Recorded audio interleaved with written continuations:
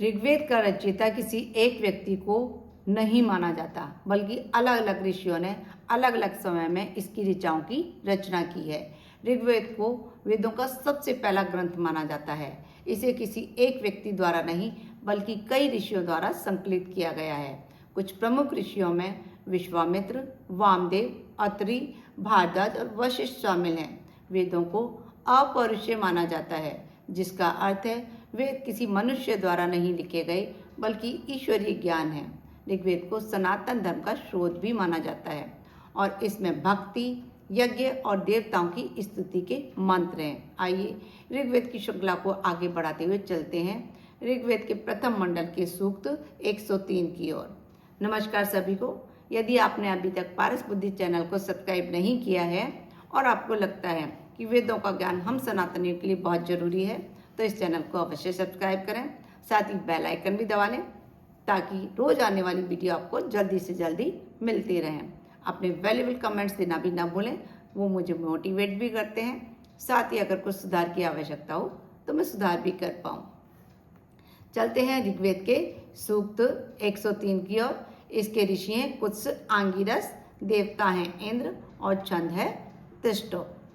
हे इंद्रदेव, आपने उस पराक्रम शक्ति को क्रांतदर्शी ज्ञानवानों ने प्राचीन काल से ही शत्रुओं को पराजित करने वाले कर्मों के रूप में धारण किया था।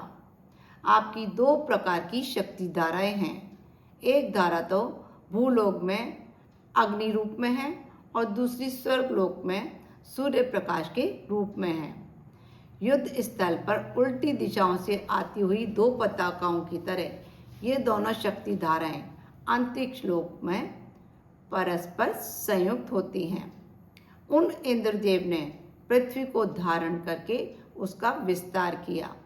वज्र रूपी तीक्ष्ण शक्ति धाराओं से नदी के प्रवाह को अवरुद्ध किए हुए अहि, रोहिणी और वैश्वादि दैत्यों का संहार किया, जिससे पुनः अवरुद्ध जलधाराएं प्रवाहित हुई।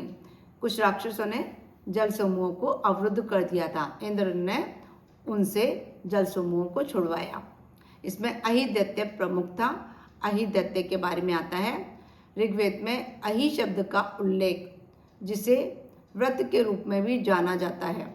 यह एक राक्षस है जो इंद्र का विरोधी है। ऋग्वेद में इंद्र व अहि के बीच युद्ध का वर्णन है, जहां इंद्र ने अहि को मारकर विश्व के जल को मुक्त कराया था। ऋग्वेद में अहि शब्द का प्रयोग वज्र के लिए किया जाता है, जो एक शक्तिशाली राक्षस था। ऋग्वेद में अहि को विश्व का जल रोकने वाला बताया गया है, जिसे इंद्र ने वज्र से मारकर जलों को विश्व के लिए मुक्त करवाया। इंद्र और अहि की कहानी ऋग्वेद में एक महत्वपूर्ण पौराणिक कथा है, जो प्रकाश और अंधेरे, व्यवस्था और अराजकता के बीच संघर्ष का प्रतीक है। और अहि को मारने के लिए, अहि दैत्य को मारने के लिए इंद्र ने वज्र का प्रयोग किया, और ये वज्र दधीची की हड्डियों के द्वारा बनाया गया था। विद्युत के समान तीक्ष्ण धार वाले आयुधों से युक्त होकर इंद्रदेव आत्मविश्वास के साथ आक्रमण द्वारा दस्युओं के नगरों को ध्वस्त करते हैं। दस्यु मतलब राक्षस,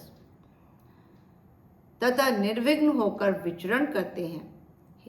हे ज्ञान संपन्न वज्रधारी इंद्रदेव, इस स्तोता के शत्रुओं पर भी आयुध फेंकें और आर्यों के बल तथा कीर्ति को बढ़ाएं। शक्ति पुत्र वज्रधारी इंद्रदेव ने शत्रु के संहार के लिए आगे बढ़कर जो नाम कमाया, उस प्रशंसनीय मघवा नाम को उन्होंने युगों तक मनुष्य के लिए धारण किया। यहाँ इंद्र का मघवा नाम के बारे में बताया गया है। ऋग्वेद में मघवा शब्द इंद्र देवता का प्रतीक है। यह शब्द दान या उदारता का भी प्रतीक है, साथ ही समृद्धि का भी प्रतीक है। और इंद्र को एक ऐसे देवता के रूप में दर्शाया गया है जो अपने भक्तों का धन, वैभव और समृद्धि प्रदान करके मान बढ़ाते हैं।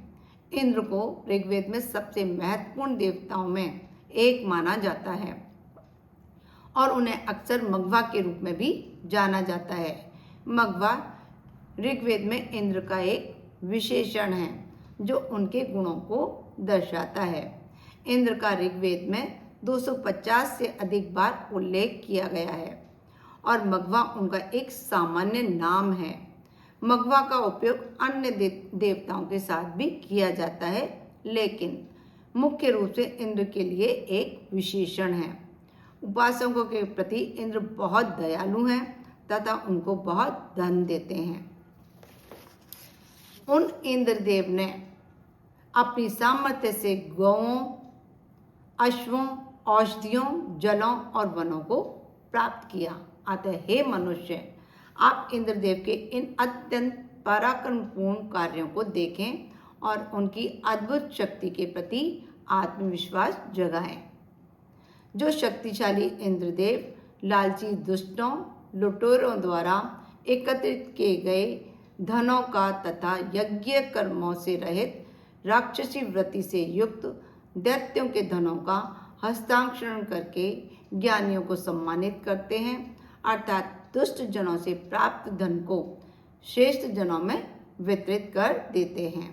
ऐसे श्रेष्ठ कर्म संपन्न करने वाले महान दाता और सत्य बल संपन्न इंद्रदेव के लिए हम सौम तैयार करें। हे इंद्रदेव, आपने सोते हुए वज्र को वज्र के पहाड़ से जगाया अर्थात पराभूत किया। वस्तुतः यह आपका परम शौर्य है। ऐसे में आपको आनंदित देखकर सभी देवताओं ने अपनी पत्नियों के साथ अति हर्ष अनुभव किया। हे इंद्रदेव, जब आपने शुष्ण, विप्रो, कुयव और वज्र का हनन किया और सम्राट शुक्र के गढ़ को धूल सरित किया, तोड़ा, तो मित्र, वरुण, अदिति, सिंधु, पृथ्वी और दिव्यलोक हमारे उत्साह को भी संवर्धित करें। ये हुआ सूक्त 103। अब नेक्स्ट वीडियो में हम मिलते हैं सूक्त 104 के साथ। नमस्कार सभी को। खुश रहो, स्वस्थ रहो, मस्त रहो।